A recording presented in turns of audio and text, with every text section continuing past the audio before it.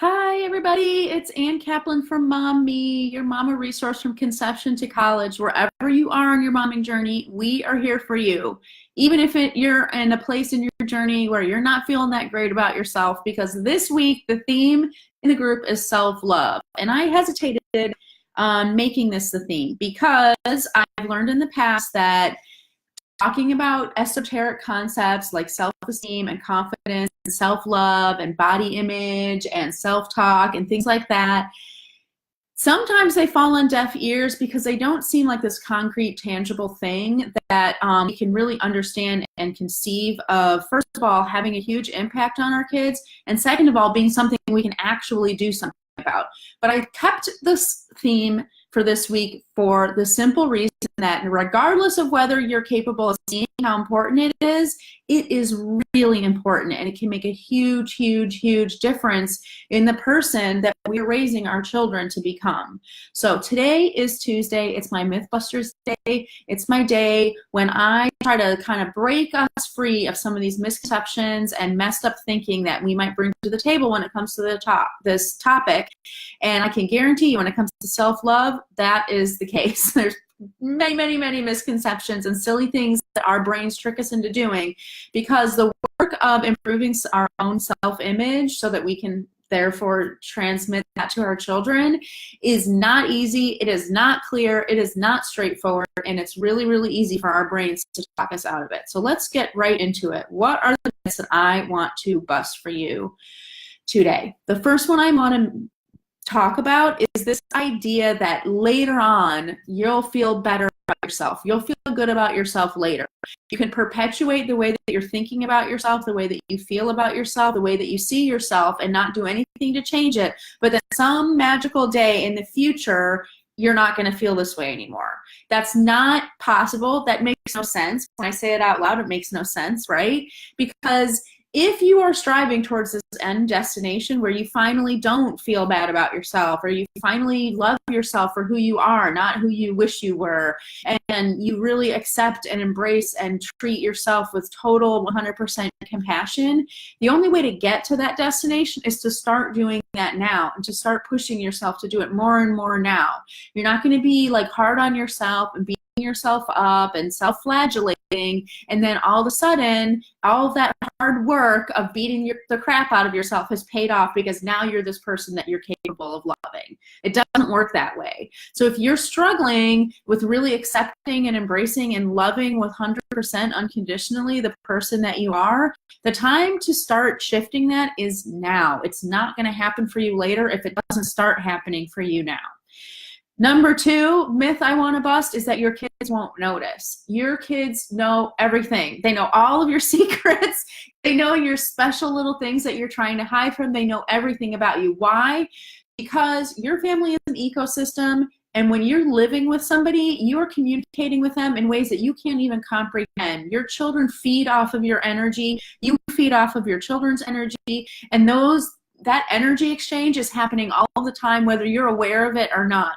So when you are going around feeling terribly about yourself, or not capable of appreciating yourself, or giving yourself some grace, or accepting the amazing, transcendent, shining light of a person that you are, your kids know.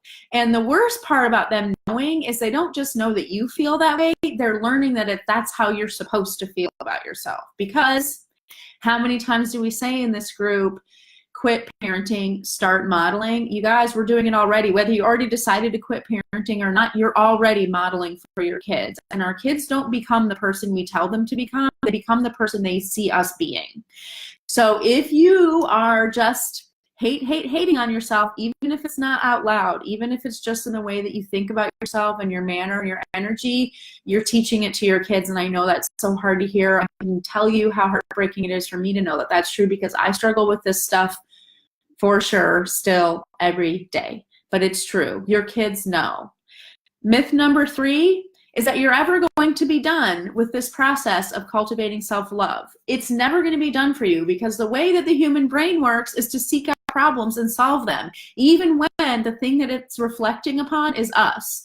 So when your brain, if left unattended, your brain is going to ruminate on your yourself and come up with all these things that are not cool and not good enough and wrong and problems with yourself.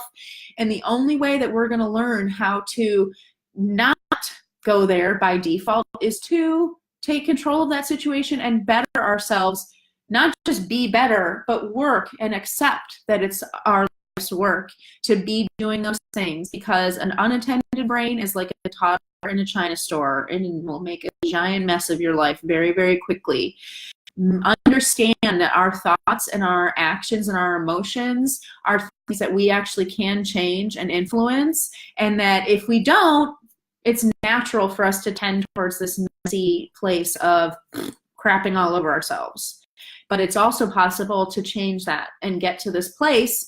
And it's not that you arrive at this place and you're done. You're never done. So I used to think that way for myself about my self-esteem journey. Like, oh, someday I'll just think differently about myself. Someday I'm just going to think I'm the rock star all the time and nothing can keep me down, and I'm never going to think bad about myself anymore. And that's how I'll know that I succeeded in all the work that I'm doing. That was a complete wrong-headed way to think about it. Friends, it does not happen that way. I'm never going to be done. You're never going to be done. And accepting that and embracing it is the first step in not beating ourselves up when we're like, oh my God, why am I still working on this? I've been seeing a therapist. I've had all these realizations. My whole life has been an epiphany, and yet still somehow I can't manage to get past this thing and it's still coming up for me. That just means that you're still human and you're still a living person. It was never, ever, ever meant to be this thing you're done with and you never had to deal with again.